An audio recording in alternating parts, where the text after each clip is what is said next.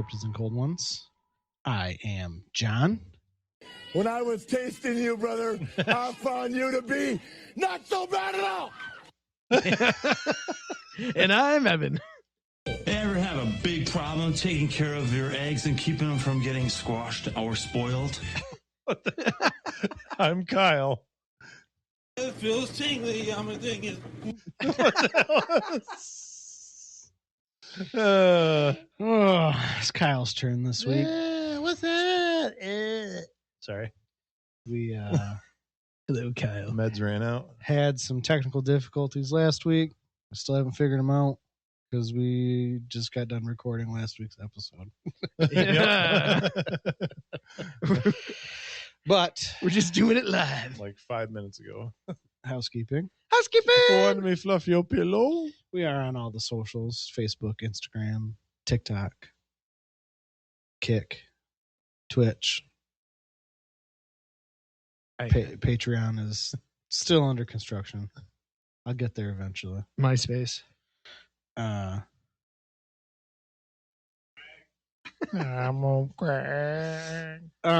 YouTube. We're everywhere. The YouTube. We also have a phone number that you can reach us at 989-402-4091. Call with your sightings, your experiences. It could be Bigfoot, it could be Mothman, it could be ghosts, aliens, demons. Tell us about when you got probed. You will get sent directly to voicemail. 3 minutes long. If you get cut off, call back. Finish your story, and I will piece it together for later. And we will be playing those on the Cryptid Observation Corners every week. Also known as Cock. Yes.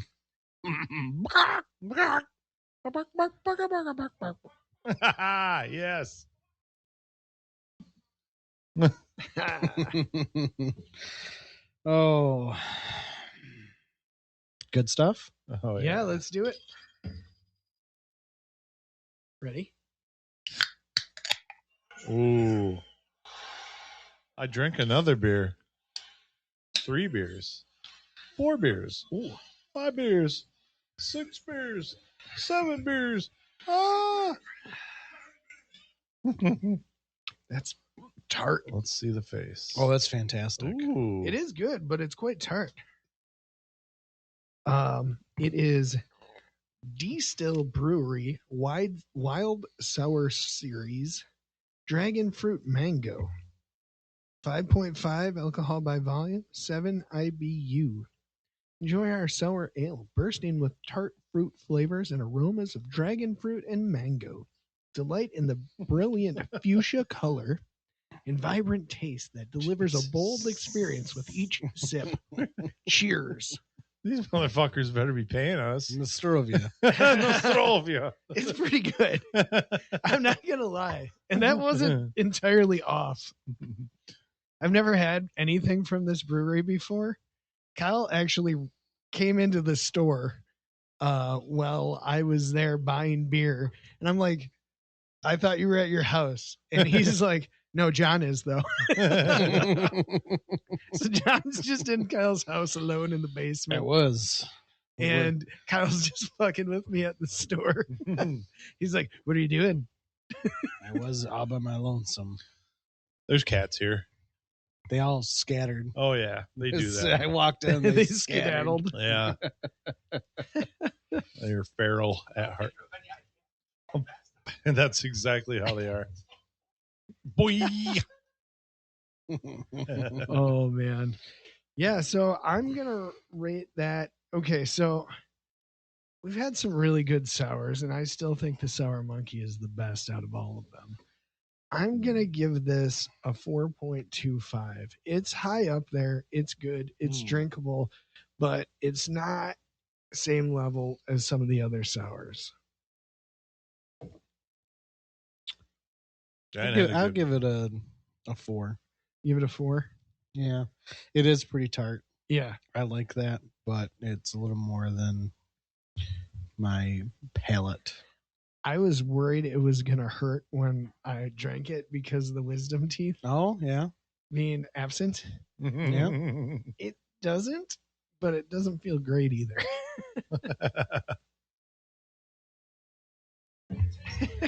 Love it. Love it.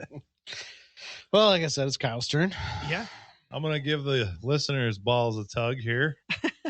Think of the meme and the quote from the meme. I'm something of a scientist myself when I tell you this story or these stories or what I'm about to tell you. First, I'm going to start with a little folklore about a pish taco. What? Pish taco. Pish taco. All one word.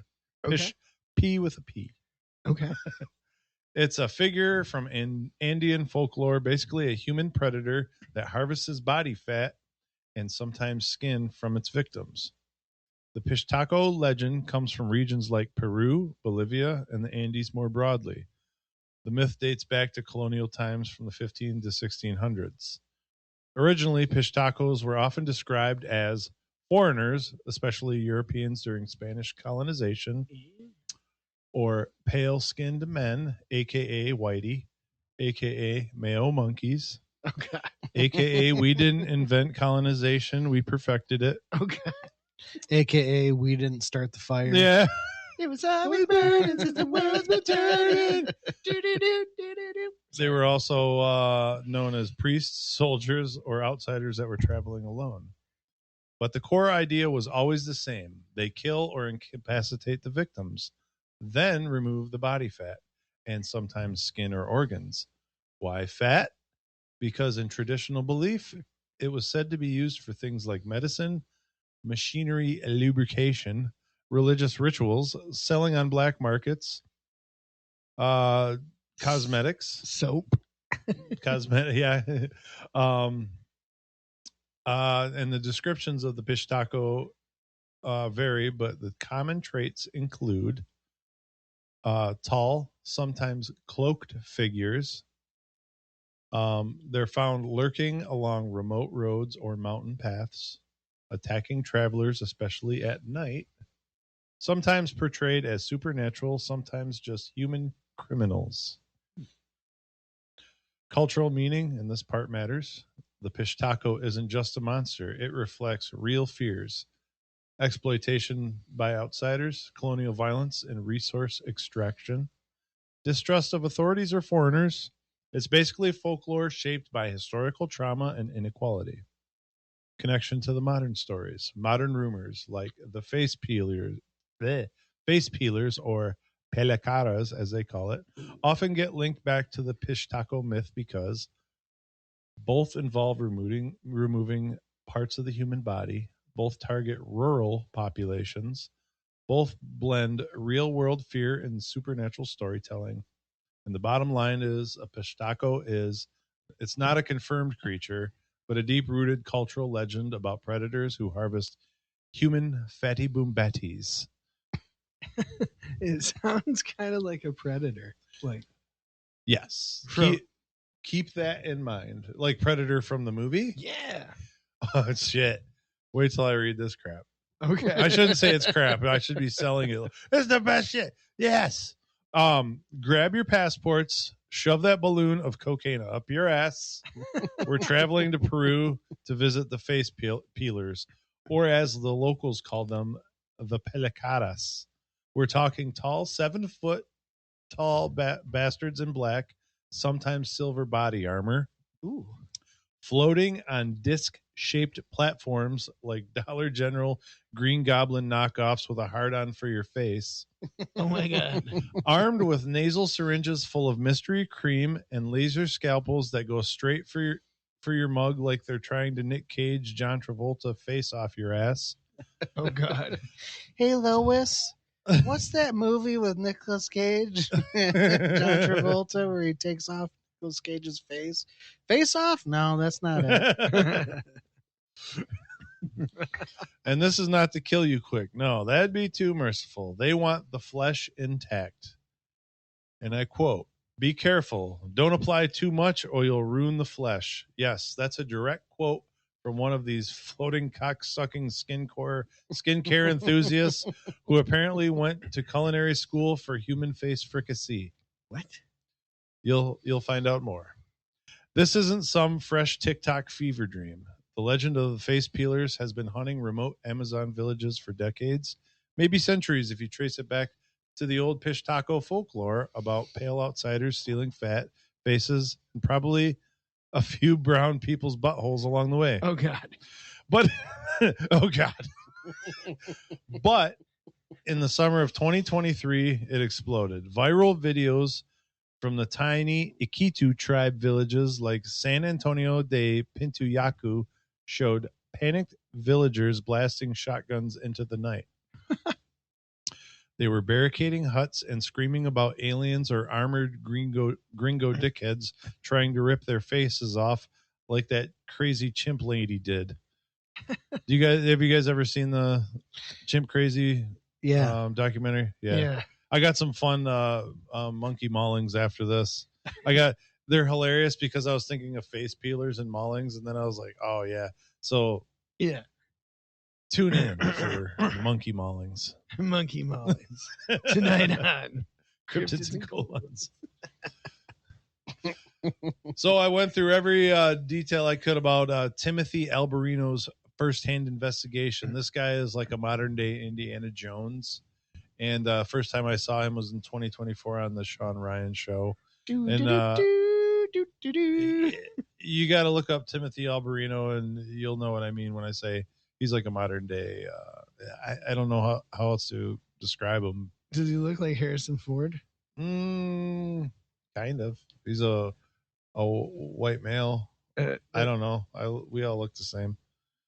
Anyways, so after these virals online went viral, Timothy Alberino actually flew in and got permission from the elders and interviewed survivors while bringing food, meds, and enough supplies to turn the village into a goddamn Latino Costco.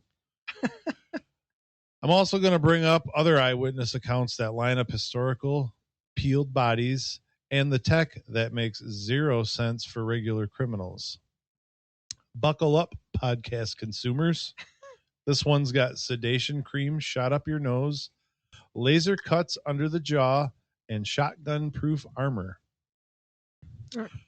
Let's set the scene. It's July 2023, San Antonio de Pintuyacu, population of around 200, way up the Alto Nene River, northwest of Iquitos. Isolated as hell, no Wi-Fi, no cops on speed dial, just jungle, mosquitoes the size of small birds, and whatever the hell started showing up after dark looking to turn your face into a fucking wallet. Around July 11th, the harassment kicks off. Tall figures, 7 feet plus in the suits, black armor head to toe, elongated helmets with glowing yellow or green eye lenses. They hover on circular discs about 3 feet across, red lights underneath, silent except for a faint hiss when they boost, like Grandpa trying to sneak a fart through his cheeks. This literally sounds like Predator. Do you remember the quote I started with? Yeah. What was it? About scientists? Yes. What is that movie from? The Green Goblin, Spider-Man. All right. Keep that in mind. Okay. All right. Some have smaller boot-mounted discs that let them float a meter off the ground like they're on invisible hoverboards made for fisting the laws of physics. Bigger craft are also spotted too. Acorn or delta-shaped, semi-transparent, scanning the ground with lights like they're looking for the best spot to plant their seed or your face. Villagers end up clearing brush for sightlines. They set up armed patrols with rusty shotguns, burn fires, rig tripwires. Now, mind you, I watched the whole video of him going there, and these people, like, I'm not kidding, they're like single barrel rusty shotguns. I'm sure they're probably using just bird shot out there in the jungle. So Well, they could do cut shells. that's true. I don't know how effective that would be, but against the Green Goblin. Valid. I'm just saying. One chief later tells investigators he shot one point blank. Pellets just dink off the armor. It pops back up with inhuman agility and floats away just like it took a Viagra and decided to keep going. Another guy claims he blasted one in silver armor at close range. Same story. No blood, no scream, just sparks and a casual retreat like the bastard had balls of depleted uranium. Now, the filthy nightmare part of that'll make your whole bing hole pucker. These people aren't here for your wallet or your daughter in the usual sense. They're after the face, and sometimes more. They want to peel your dusty ass mug off like it's a full condom. Enter. I got the head shake. Yes. John's head shake is it's like approval to me. All right. Enter Talia Davila Diaz. 15 years old at the time, July 29th, around 6:30 p.m. She's out behind the family hut, knocking grapefruits off a tree with a stick or some shit. Usual Peruvian activities, I guess. The sun is dipping low. She hears rustling in the bushes. Suddenly, one of these armored guys floats in on his disc, lands, grabs her from behind, gloved hand clamped over her mouth, like he's trying to silence the world's worst blowjob moan. Second one shows up, grabs her legs. They lift her, float her behind the chicken coop like she weighs nothing. Then one mixes powder into this cold cream, loads it into a nasal syringe, bam, shoots it straight up her nose like she's the former president's son. Instant numbing, swelling sedation, according to her. Her face goes puffy and useless, like she just sucked off a whole football team and she forgot the safe word. Oh my god! Just marinating that one. Marinating that one. All right. The other Green Goblin guy squeezes cream from a tube all over her face while they mutter in Spanish. Huh. One has a clear gringo accent, American or foreign, she thinks. The other sounds like a local Peruvian. And here's the chef's kiss of the horror. One of them says, "Be careful. Don't apply too much because you're going to ruin the flesh." Then the laser scalpel comes out. A bright light, precise cut starting under her jawline, working along the neck like they're filleting a fresh trout for some billionaire's face graft sushi platter. They're harvesting skin, flesh, keeping it intact for whatever black market biotech hell they've got planned. Talia ends up fighting like hell, yanks at one helmet. It shifts. They panic. She screams bloody murder, and her brother and the neighbors come running with flashlights and shotguns in a couple seconds. The peelers are already hovering above the trees. One yells, "Let's go, let's go." The other one argues, "No, we can't just leave her here." The gringo one tries dragging her one last time before the lights hit them. They shoot straight up through the canopy and vanish like a bad grinder date who nutted too quick. I forgot I wrote it. Oh, you said that I know. like it was from experience. Well, it's been a while, so I mean, it's bound to happen. Talia is left with a nasty laceration on her neck, blood everywhere, chemically loopy for days. Her face was swollen like she went 10 rounds with a pissed off jaguar that had a foot fetish. She ends up in the hospital. When Timothy Alberino and his team roll in months later, approximately October 2023, she's a mess. She's hiding behind her hair, trembling at the sight of tall white outsiders. She associates them with the attackers. It takes her dad a full day of gentle coaxing before she whispers the story in her backyard, or in the backyard. She has severe PTSD.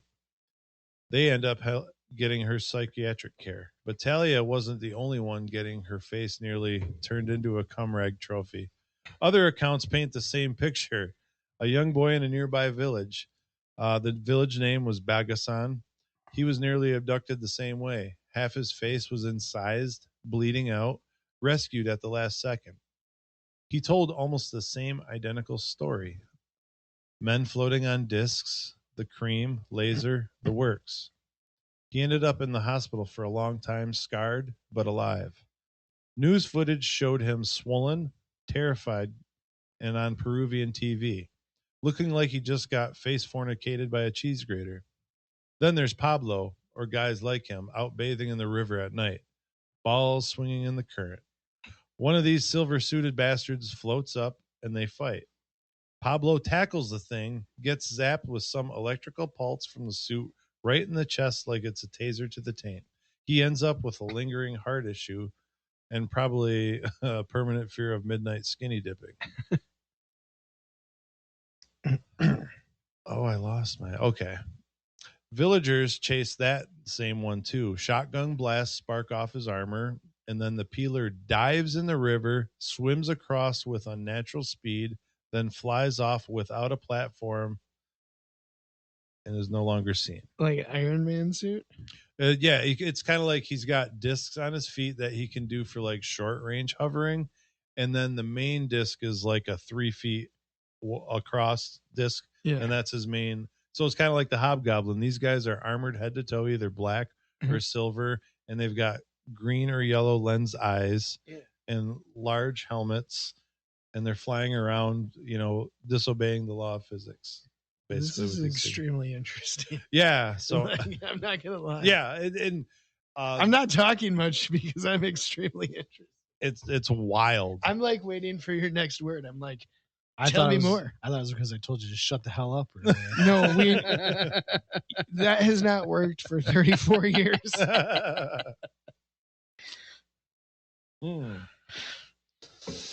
Another incident. Juan Cervantes in 2013, floating in a lake. His face was gone to the bone. A boy in April 2023 had the same gruesome work to his face. Autopsies ruled out piranhas are jaguars. So apparently this shit's been happening on and off for decades, spiking hard in 2023 across Alto Nene villages. San Antonio, Bagasan, spilling towards Nauta. In Nauta, sightings of flying saucers with, next page, thank you, floodlights, black figures adjusting gear midair like they're tuning their ballsack vibrators. One clip I was looking for shows a dark humanoid hovering, fiddling with the equipment on the side of the ship. Consistent descriptions. They're not little green men. They're tall humanoids.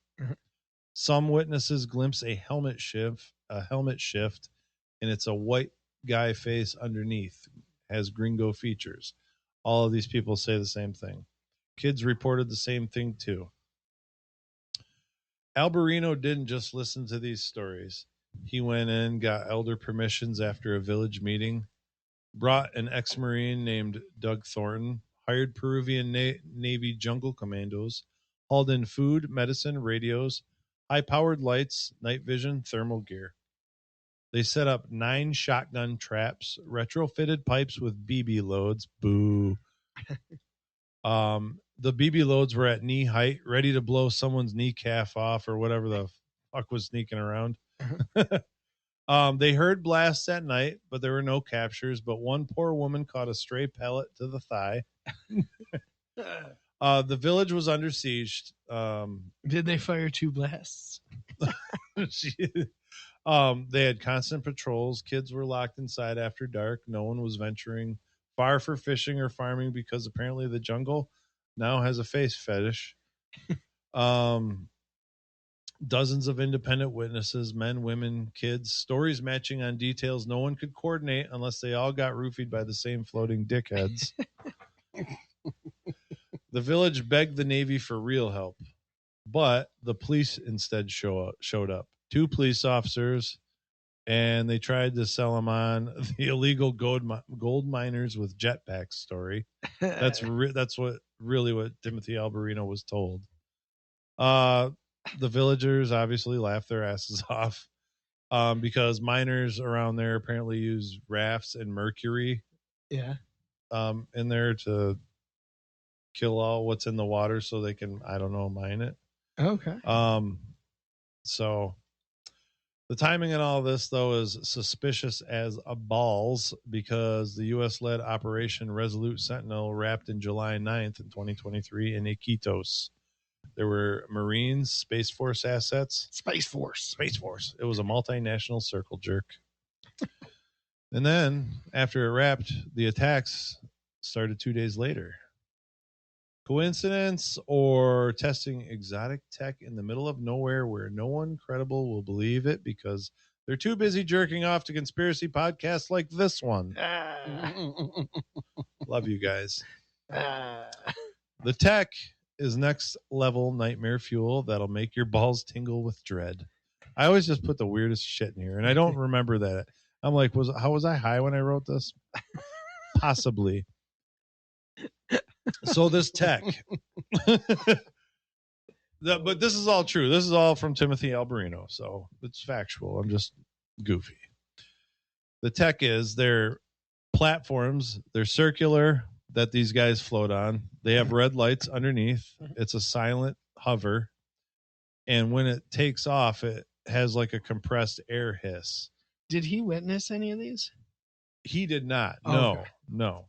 And there are no videos of the I call him the Hobgoblin. I mean, there's no videos on YouTube of the Hobgoblin. Yeah. He didn't get any, but he has like well over 20 to 30 like different villagers, like same corroborating stories and everything. It's just crazy. So trying to think. These people, they surf through the trees like it's a video game on God mode.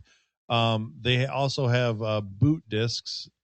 People witness 2 separate discs, one on the heel and one on the front of the foot, and that's what they use to like personally float. You guys ever see the movie Jupiter Ascending? Channing Tatum. I don't know. He's got like these boots, like he can kind of like rollerblade through the air with. It's kind of like that vibe. They've been shot with shotguns several times with close range, and it's just they just bounce off. They also have inhuman agility. Just said one dove in the river, swam like unhumanly fast, and then floated off on his little boot discs. They also have backpacks like there's mini reactors powering whatever the hell's using the Harvest Your Pretty Face. And they speak Spanish with mixed accents. Some sound local, some straight gringo. Probably the same assholes who go. Hola, ¿cómo estás? ¿Dónde está la biblioteca? Can I have Evan an empanada? Empanda. And a quesadilla. So, Mr. Timothy Alberino's take, he can't prove extraterrestrial,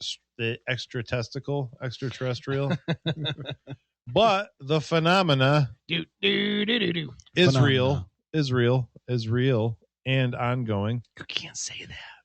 But my take, it's the CIA. Oh, CIA. What is your take? Do you guys have a take on what this is? Like, okay. Motherfucking DARPA. Now, having said that, I researched since 2023, are there ongoing reports? Did Timothy Alberino go back? And I don't see anything of him going back since 2024. He checked in on him. So I don't know. And nothing on Reddit, nothing on the internet, like nothing 2025, nothing 2026. I have a thought about that too. So go ahead. DARPA. I like that. DARPA definitely has a big hand in that. And I think they stopped because people started paying attention. Perhaps. And they're like, oh, we better do this bullshit somewhere else. Let's go up to Tibet this time, Let's go up to Tibet. And pretty soon we'll get another face peeler, Tibetan face peeler. It's happening in China. China. The Chinese control Tibet.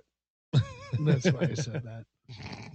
So, Mr. Alberino's hypothesis is nefarious humans with reverse engineered alien or black budget tech, possibly teamed up with non-human faction that gets off on skinning faces, using the old Pelecaras legend as a cover to terrorize remote areas. I really like how you said that. Pelecaras. maybe clearing land, harvesting for organs, skin, biotech, or running psyops to keep people huddled in fear with their assholes clenched. They're sloppy at actual kidnappings. Talia fought free. The boy survived. Pablo tussled like a pissed off honey badger. Almost like the terror is part of the point. It's also obviously humans because of the language, they're speaking, but more importantly, because they keep fucking up their job. I mean, that's the most human thing ever. It's the government because they're fucking it up. The attacks died down after the expedition, but reports trickled into 2024 and beyond. No clean captures on camera. These things are apparently smart. They avoid the lights like they avoid consent. Oh. The villages still patrol. Bodies with peeled faces still occasionally surface like unwanted dick pics on your phone from your youth pastor. Shake your head. Yes. Give it to me. Put it in my veins. This ties into Amazon lore. Pishtaco myths of fat-stealing outsiders, lost cities like Chincana that Alberino hunts, possibly non-human activity layered over very human black ops. The blackest of ops. All the ops. Which one? 1, 2, 3, 4, 5, or 6? Have they got that far? And really? Oh, man. I remember playing the first one. I do too. Whether it's cartel adjacent, good word, Evan. Oh, I love that word. Whether it's cartel adjacent organ harvesters with stolen tech, breakaway groups testing exotic gear, or something weirder that gets off on peeling faces like old scabs, the consistency comes across witnesses is chilling. No holes in the core details. Advanced platforms, precision tools, mixed accents, bullet-resistant armor, surgical harvesting that leaves you looking like a rejected blow-up doll. So if you're ever backpacking in Peru, keep your pretty face inside after dark, Evan. Yeah. Invest in a good mosquito net, a short-barreled 50 caliber sniper rifle, and maybe some industrial strength moisturizer just in case those floating phallus enjoyers come for your mug. And if you hear a faint whoosh and see red lights under a disc, run, scream, immediately overreact, and hope your neighbors bring more flashlights and lube. That's the face peeler story, legend or reality, and a whole lot of what the actual F is wrong with these people. It peels back questions about what governments and shadow groups get up to in places where no one's watching. Yeah. With that one being said, earlier I promised a face mauling story. Yes. I think we're running late. I have 2 of them, and I have a favorite one. Okay. And I want to read it. Do the favorite. Because these, I mean, you got to keep... These are humans in Peru with advanced technology, and they're failing at taking your face off. Now we got Monkey. Monkey is no technology. Zero tech. Zero tech. Some of them can use sticks. Yes. And they successfully peeled off quite a bit of this person. Oh, God. Monkey. Yeah. I just love people that are just make animals like family. So St. James Davis and his wife LaDonna visited their former pet chimp, who they had for many years, but had licensing problems and lost him. They visited Mo, their chimp, regularly at a local sanctuary. In 2003, the sanctuary experienced licensing problems as well. So Mo was transferred to Animal Haven Ranch, a 22-acre nonprofit sanctuary near Bakersfield, California, that housed 6 primates. Ooh, ooh, ah, ah. It seems like government's kind of getting involved here where it shouldn't. Like it's like we're going to take away the license in here and here. It's like, maybe we should deregulate. I feel like the story is regulation is bad because monkeys will rip off your face. That's what I'm getting so far. Sorry, continue. We got to get some heartwarming part of the story.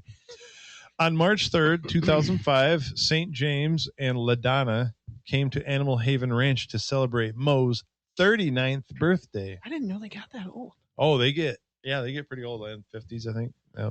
Wow. They brought him a birthday cake and were seated at a picnic table next to his enclosure. They brought toys, candy hearts, chocolate milk, and a raspberry-filled sheet cake for the party. Oh, my God. LaDonna said Mo clapped his hands with joy when he saw them. She cut a piece of cake for him, and then she went to cut a second piece. She noticed that another chimpanzee had gotten out of its cage. It's not Mo. No, it's not. Another one. It rushed up to her and bit her thumb off. Oh my God. St. James pushed her under the table to protect her. A second chimpanzee was also loose. Oh, God. 2 young chimpanzees involved in the attack were named Buddy and Ollie. Buddy was the older of the two at age 16, while Ollie was 13. 2 female chimpanzees named Susie and Bones also escaped from their cages during the attack, but they did not participate in it. They were recaptured 5 hours later. Mo also did not participate in the attack. Well, good. Yeah, I wouldn't expect. He was stoked about the cake. I know. He's like, why are you doing this to my people? Cake. So, Buddy and Ollie attacked St. James simultaneously. One chimpanzee initially attacked his face while the other attacked his foot. The sanctuary owner's son-in-law, Mark Carruthers, retrieved a .45 caliber revolver and fatally shot Buddy in the head. Ka-chow! This could be a problem. Meanwhile, Ollie dragged St. James' body down a walkway. Oh, my God. Carruthers followed and shot him. Buddy and Ollie destroyed a majority of St. James' fingers, his left foot, most of his buttocks, both of his testicles, part of his torso, and parts of his face, including his nose and lips. Oh, my God. A paramedic arrived and said it looked like a grizzly bear attack. St. James was transported to Loma Linda University Medical Center after the attack. As I can recall, he is still alive. What the fuck? That's real effed up. What the fuck? There's another one I looked up. It was from Chimp Crazy. I mean, this lady like dressed this chimp and like he took him to McDonald's and stuff. Like, I mean, he was like, and he was cool. Yeah. Like, I mean, but he was like, wasn't. but like they gave him alcohol and shit like that, you know, but like, then he just went, wah, and like ripped off like 9 of her fingers, her face. And oh my God, like they always go for the face and the fingers and they just, it's disgusting. That's wild. So that was a successful face peeling. No cream, no hoverboards needed, just monkey. Just pure monkey. That's wild. I mean, I think I've heard, like, I've just never heard the details of those stories. It's just fucking blasting chimps with fucking a 45. Well, and the one with on Chimp Crazy, it shows the body cam from the cop because the cop had to go and blast the monkey with a. How many times did you shoot it? I forget. It was a couple times. It was only like a couple times, but I mean, it went down. Okay. Yeah, but I mean, you could hear the wah wah. You know how they just. It's like the typical chimpanzee. Ooh, ooh, ah, ah. That's crazy. That's wild. I know.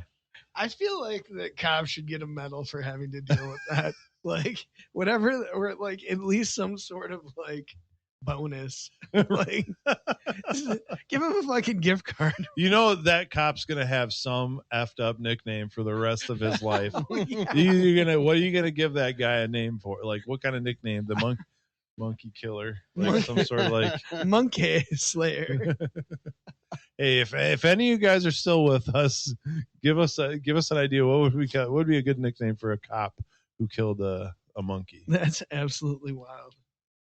I know of a local story of a cop that let a monkey into a secure building and put it through a X-ray machine. Do you remember that?